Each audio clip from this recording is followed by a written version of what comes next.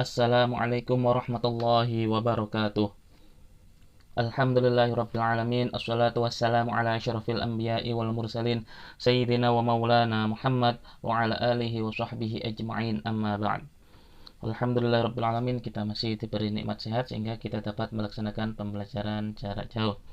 Baik, di kesempatan kita kali ini kita akan belajar tentang lensa cembung dan lensa cekung, ya. Sebelum kita membahasnya lebih lanjut, alangkah baiknya kita mereview sejenak materi yang sudah kita pelajari di pertemuan sebelumnya. Baik, di pertemuan sebelumnya kita sudah membahas tentang cermin cembung, ya, dan pembiasan cahaya, ya, konsep pembiasan cahaya.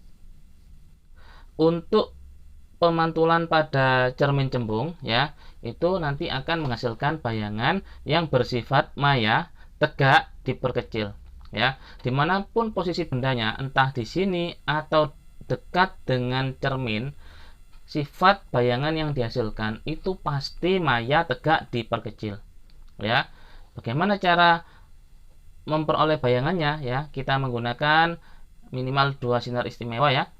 Di sini digambarkan sinar datang sejajar sumbu utama akan dipantulkan seolah-olah dari titik fokus, berarti ini mantulnya ke atas. Terus sinar yang datang menuju titik fokus akan dipantulkan sejajar sumbu utama. Oke, karena sinar pantulnya ini tidak saling berpotongan, maka diperlukan perpanjangan sinar pantul, ya. Sinar pantul yang pertama kan ke atas sana, diperpanjang ke belakang cermin, jadi ke bawah, ya. Yang ini sinar pantulnya sejajar ke arah kiri, maka diperpanjang ke arah kanan. Nah, perpotongan dari perpanjangan sinar pantul ini akan menghasilkan bayangan yang bersifat maya dan tegak. Terus kalau ukurannya ini pasti diperkecil daripada ukuran bayangannya, ya, sehingga jelas ini ukuran bayangannya pasti diperkecil. Terus berikutnya untuk pembiasan cahaya, ya, ini adalah pembelokan arah rambat cahaya, ya. Pembelokan arah rambat cahaya ini dipengaruhi oleh perbedaan medium rambat yang dilalui oleh cahaya, gitu, ya. Itu materi yang sudah kita pelajari di pertemuan sebelumnya. Untuk, ya, bahan ajarnya masih tetap sama. Ini silahkan dipelajari, ya, karena ini lumayan berat materinya. Silahkan dipelajari selain video ini. Baik, langsung saja. Untuk materi kita kali ini yaitu kita akan membahas tentang lensa tipis, ya. Lensa tipis ini ada 2 macam, ada lensa cembung dan lensa cekung. Oke, untuk lensa cembung dulu, ya. Lensa cembung itu memiliki ciri dia tebal di bagian tengahnya, ya. Lebih tebal di bagian tengahnya. Lensa cembung ini ada 3 jenis. Yang pertama lensa cembung atau biconvex. Yang kedua lensa cembung datar atau plan convex, dan lensa cembung cekung concave convex. Ini gambarnya, ya. Biconvex berarti kedua sisinya sama-sama cembung. Terus plan convex, satunya cembung, satunya datar. Kalau cembung cekung ini concave convex, ya. Jadi ini jenis-jenis lensa cembung. Oke, untuk lensa cembung itu sendiri dia memiliki sifat yaitu mengumpulkan cahaya, ya. Ya, seperti ini.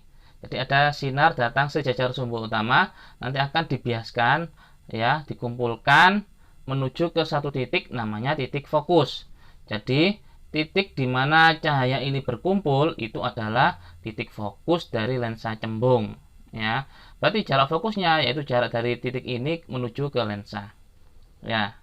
Karena dia mengumpulkan cahaya, maka lensa cembung disebut juga lensa konvergen atau lensa positif, ya. Kenapa positif? Karena titik fokusnya bernilai positif, ya. Titik fokusnya bayangan itu berada di sini, ya. Jadi seperti itu. Nah, ini cara menggambar lensa cembung, ya. Yang pertama buat sumbu utama, kemudian ada M1 dan M2 di sebelah kanan. Ini adalah M itu pusat kelengkungan lensa ya. Terus lensanya ini digambar garis saja biar nggak ruwet. Terus berikutnya ada titik fokus F1 di sebelah kiri dan F2 di sebelah kanan ya, itu titik fokusnya. Terus antara M sampai lensa ini namanya jari-jari kelengkungan atau jari-jari lensa ya. Terus antara F sampai lensa itu namanya jarak fokus. Jadi seperti itu ya. Ini cara menggambar lensa cembung. Terus F itu berapa kalinya R? Ini nggak mesti F sama dengan setengah R ya. Belum tentu karena ini lensa. Tadi kan ada yang cembung-cembung, ada yang cembung datar, dan cembung cekung ya. Jadi nggak mesti. Tergantung soalnya bagaimana persoalannya ya. Baik, selanjutnya untuk sinar istimewa yang ada pada lensa cembung. Yang pertama, sinar datang sejajar sumbu utama akan dibiaskan menuju titik fokus. Yang kedua, sinar yang melewati titik fokus akan dibiaskan sejajar sumbu utama. Dan yang ketiga, sinar yang melewati pusat lensa tidak dibiaskan. Jadi seperti itu. Sinar yang melewati pusat lensa tidak dibiaskan alias lurus sinarnya, nggak dibelokkan. Baik, ini cara menggambar pembentukan bayangan pada lensa cembung. Jika benda terletak ya lebih besar dari M1, maka kita pakai dua sinar istimewa ya. Sinar datang sejajar sumbu utama akan dibiaskan melewati titik fokus, dan sinar yang melewati titik fokus akan dibiaskan sejajar sumbu utama. Nah, perpotongan sinar biasnya ini membentuk bayangannya ya. Ya, karena diperoleh dari perpotongan sinar biasnya, maka sifatnya pasti nyata dan terbalik. Jadi cirinya kalau bayangannya itu terbalik, ini sifatnya pasti nyata ya. Kalau tegak itu maya. Ya, ciri gampangnya seperti itu. Terus ukurannya coba diperhatikan, ini bayangannya sama bendanya lebih kecil mana? Kalau lebih kecil bayangannya ya atau lebih besar bendanya, maka ini pasti diperkecil. Ini kalau bendanya berada di lebih besar dari M ya, M1. Kalau misalkan bendanya tepat berada di M1, bagaimana? Ya, kalau benda tepat berada di M1, sama kita pakai dua sinar istimewa ya. Nah, maka akan diperoleh perpotongan sinar biasnya tepat di M ya. Ukurannya coba dilihat, ini ukurannya kurang lebih sama ya. Sehingga sifat bayangannya nyata, terbalik, sama besar. Bagaimana kalau benda diletakkan di antara F1 dan M1? Juga sama, kita pakai dua sinar istimewa ya. Boleh. Sinar datang sejajar sumbu utama akan dibiaskan melewati titik fokus ya. Yang kedua, bisa pakai sinar istimewa yang melewati pusat lensa ya. Ya, ini tidak dibiaskan alias lurus, atau bisa pakai sinar yang lewat titik fokus ya. Kamu pakai dua saja, nggak usah tiga ya. Akan menghasilkan bayangan di sini ya, langsung dari sinar biasnya. Maka ini pasti bayangannya bersifat nyata ya. Kalau nyata pasti terbalik. Terus dilihat ukurannya, bayangannya ini lebih kecil atau lebih besar daripada bendanya. Kalau ukurannya lebih besar, berarti ini sifatnya pasti diperbesar ya. Jadi seperti itu. Nah, bagaimana kalau bendanya itu tepat berada di titik fokus? Nah, ini yang terjadi. Sinar datang sejajar sumbu utama akan dibiaskan melewati titik fokus. Ya, sinar yang melewati pusat lensa tidak dibiaskan. Maka bayangannya ada di mana? Karena kedua sinar biasnya ini tidak saling berpotongan, maka coba kita perpanjang ke belakang sinar biasnya. Ini juga tidak berpotongan karena kedua sinar biasnya ini sejajar ya. Sehingga sifat bayangannya itu terbentuk pada jarak yang sangat jauh tak terhingga. Itu sifat bayangannya ya.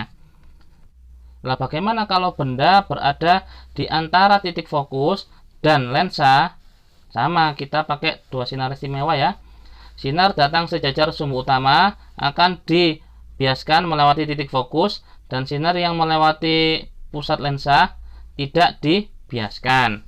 Nah, karena sinar biasnya ini tidak saling berpotongan, maka kita perpanjang ya ke belakang, maka akan menghasilkan perpotongan sinar biasnya ya di sini. Sehingga karena ini bayangannya ini dibentuk dari perpanjangan sinar bias, maka bayangannya ini bersifat maya ya. Kalau maya pasti tegak.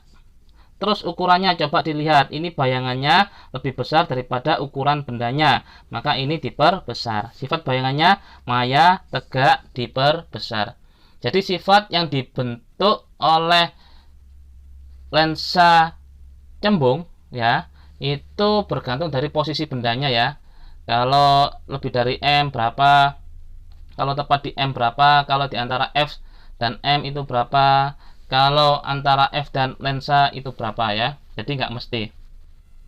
Untuk persamaan lensa cembung ini sama ya dengan yang kemarin untuk cermin ya. Jadi cermin sama lensa itu rumusnya sama. Pakai 1/F sama dengan 1/S ditambah 1/S aksen. Untuk perbesarannya juga sama. M sama dengan S aksen per S dimutlakkan ya. Atau bisa pakai H aksen per H. Ini untuk persamaan lensa cembung. Untuk lensa cekungnya juga sama nanti. Baik, langsung kita lanjut ke lensa cekung ya. Untuk lensa cekung itu biasa disebut juga dengan lensa negatif ya, atau lensa divergen atau konkav. Lensa cekung memiliki ciri bagian tengahnya itu lebih tipis daripada bagian tepinya ya. Ada 3 jenis lensa cekung, yaitu cekung-cekung namanya bikonkav, cekung datar atau plan konkav, dan cekung cembung konveks konkav. Ya, ini bikonkav itu seperti ini, cekung-cekung, plan konkav itu seperti ini, dan konveks konkav itu seperti ini. Ya, ini jenis lensa cekung. Untuk menggambar lensa cekung itu sama ya, seperti menggambar pada lensa cembung. Bedanya nanti untuk posisi F1 dan M1-nya itu bertukar ya. Kalau pada lensa cembung itu F1 dan M1 ada di sebelah kiri. Kalau pada lensa cekung itu F1 dan M1-nya ada di sebelah kanan. Ya, F1 itu adalah titik fokus untuk benda. Kalau yang F2 itu titik fokus untuk bayangannya ya. Jadi posisi F1 M1-nya bertukar, ada di sebelah kanan, yang ini ada di sebelah kiri ya. Dengan catatan benda berada di sebelah kiri. Jadi seperti itu. Bedanya cuma di situ saja. Terus untuk simbolnya lensa cekung itu disebut juga lensa negatif ya. Jadi untuk menggambarnya lensanya cukup segaris ini, terus dikasih tanda positif atau negatif. Kalau cekung berarti negatif, kalau cembung berarti positif ya. Ini sama.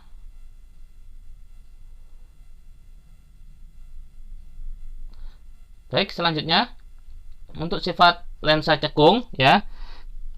Lensa cekung ini memiliki sifat menyebarkan cahaya ya. Jadi ada sinar datang sejajar sumbu utama akan dibiaskan seolah-olah dari titik fokus. Jadi menyebar. Kalau tadi mengumpulkan, kalau sekarang menyebar ya. Jadi seperti itu. Disebut juga lensa negatif. Nah, oke, ini sinar istimewa pada lensa cekung ya. Yang pertama, sinar yang datang sejajar sumbu utama akan dibiaskan seolah-olah dari titik fokus ini ya, seolah-olah. Berarti ini naik ke atas. Untuk sinar yang kedua, sinar yang menuju titik fokus, fokus yang sebelah kanan ini ya, bukan yang fokus yang sebelah sini, itu akan dibiaskan sejajar sumbu utama. Dan sinar istimewa yang terakhir sama seperti sinar istimewa pada lensa cembung ya. Sinar yang melewati pusat lensa tidak dibiaskan. Jadi seperti itu. Oke, untuk menggambar bayangan pada lensa cekung, ini kita contohkan satu saja ya. Ya, benda ada di sini katakanlah. Kemudian kita pakai sinar istimewa, sejajar sumbu utama dibiaskan seolah-olah dari titik fokus, terus sinar yang melewati pusat lensa ya itu tidak dibiaskan, sehingga bayangannya terbentuk dari perpanjangan sinar biasnya, karena sinar biasnya yang satunya ke atas, satunya ke bawah. Kedua sinar bias ini tidak akan berpotongan, sehingga diperlukan perpanjangan sinar bias. Dihasilkan di sini ya. Karena diperoleh dari perpanjangan sinar bias, maka sifat bayangannya pasti maya ya. Maya, tegak, terus dilihat ukurannya diperkecil.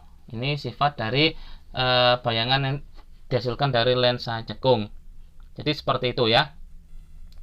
Untuk persamaannya sama ya.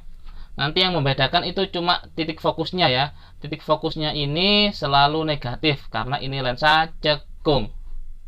Ingat, kalau lensa cekung titik fokusnya itu negatif. Karena lensa cekung disebut juga lensa negatif.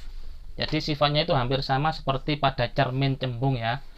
Cermin cembung itu cermin negatif, kalau lensa cekung itu lensa negatif. Sehingga F-nya ini pasti bernilai negatif. Perhitungannya sama seperti cermin cembung.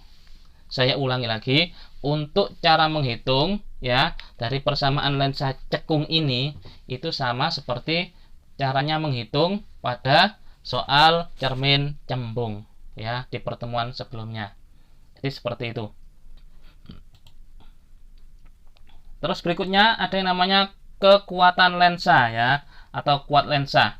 Kuat lensa itu adalah kemampuan lensa untuk mengumpulkan cahaya atau menyebarkan cahaya. Kuat lensa itu berbanding terbalik dengan titik fokus lensa. Ya, lensa dengan fokus kecil memiliki kekuatan lensa yang besar. Ya, kuat lensa itu disimbolkan dengan P, dapat dihitung dengan persamaan P sama dengan 1/F, dengan F dalam satuan meter, atau kita bisa pakai dalam satuan senti F-nya, yaitu P sama dengan 100 dibagi F, F dalam sentimeter. P ini satuan dari kuat lensa adalah dioptri ya. Kuat lensa itu satuannya dioptri. Jadi tebal atau tipis dari sebuah lensa itu menggambarkan kekuatan lensa itu dalam membiaskan cahaya atau membelokkan arah cahaya. Semakin tebal, maka kekuatan lensanya semakin besar. Jadi, jika temanmu memakai kacamata ya atau lensanya itu semakin tebal, maka kuat lensanya makin tebal, makin kuat. Baik, berikutnya ya. Ini pemanfaatan lensa cembung dan lensa cekung dalam kehidupan sehari-hari. Yang pertama, lensa cembung itu dipakai untuk kaca pembesar ya. Bisa dipakai untuk memperbesar bayangan pada mikroskop atau membantu penglihatan cacat mata orang rabun dekat ya. Biasanya diderita oleh orang yang sudah tua ya. Itu memakai lensa cembung. Atau ada yang mengatakan kacamata baca. Terus untuk di kamera dipakai untuk membentuk bayangan nyata dan ditangkap oleh film ya atau layar. Yang berikutnya untuk lensa cekung ya, pemanfaatannya apa saja? Yang pertama, membalikkan bayangan pada teropong panggung. Ya. Yang berikutnya membantu penglihatan orang yang mengalami cacat mata rabun jauh ya. Biasanya diderita oleh anak-anak muda atau remaja. Yang ketiga sebagai kaca intip pada pintu. Ya, itu beberapa pemanfaatan lensa cembung maupun lensa cekung. Berikutnya untuk pembahasan contoh soalnya ya. Sebuah benda diletakkan 15 cm di depan sebuah lensa cembung yang memiliki fokus 10 cm. Hitunglah A, letak bayangan, perbesaran bayangan, sifat bayangan, dan kuat lensa. Baik, yang pertama silakan ditulis apa yang diketahui ya. F-nya 10 dan jarak bendanya atau S-nya 15. Oke, untuk yang A, karena kita disuruh mencari letak bayangan, maka kita memakai rumus 1/F sama dengan 1/S ditambah 1/S aksen ya, seperti rumus pada cermin kemarin. silakan dilihat ini lensanya lensa apa, lensa cembung atau lensa cekung ya. Karena ini lensanya lensa cembung, maka ini pasti nama lain dari lensa cembung itu apa, yaitu lensa positif, sehingga titik fokusnya bernilai positif. Ingat ya, kalau lensa cembung itu lensa positif, sehingga titik fokusnya bernilai positif. Oke, berarti F-nya 10, tetap nggak usah dipakai, nggak usah dikasih tanda negatif ya, karena ini lensanya lensa positif. S-nya 15, terus kemudian kamu cari seper S aksennya ya, dengan cara pindah ruas.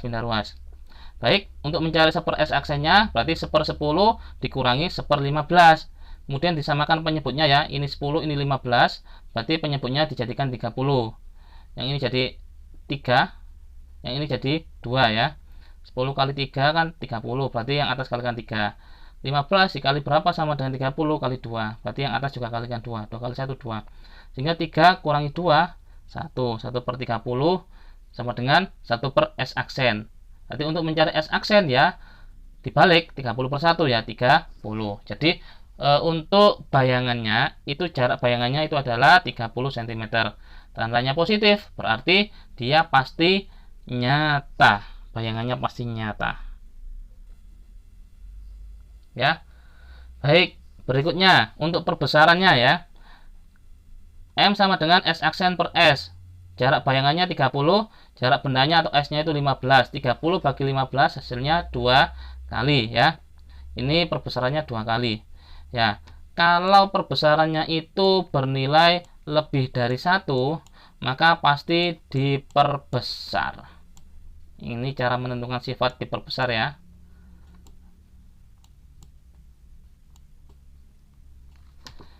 Kalau M-nya itu kurang dari 1, maka sifatnya diperkecil.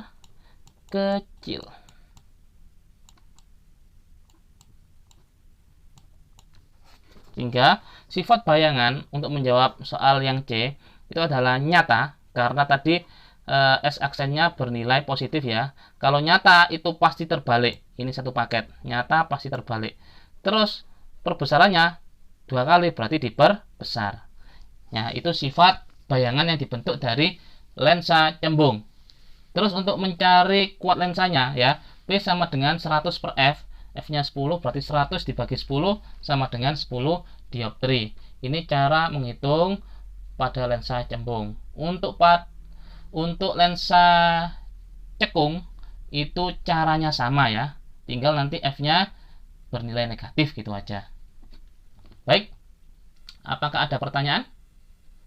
Jika tidak ada pertanyaan ya, ini saya kasih tugas ya. Nah, tugasnya ada 2 ya. Yang pertama untuk lensa cembung ya. Lensa cembung soalnya sebuah benda diletakkan sejauh 30 cm di depan lensa cembung yang memiliki jarak fokusnya 10. Dari titik fokusnya dari lensa ke F ini 10 cm. Terus jarak bendanya dari lensa ke benda ini 30 cm. Yang harus kamu lakukan, yang pertama menggambar diagram sinar sehingga terbentuk bayangan ya, melukis bayangannya. Yang B menentukan sifat bayangannya, dan yang C menentukan kuat lensa dari lensa cembung ini ya. Ini sebagai petunjuk ya, F bernilai positif karena ini adalah lensa cembung. Yes, itu kata kuncinya.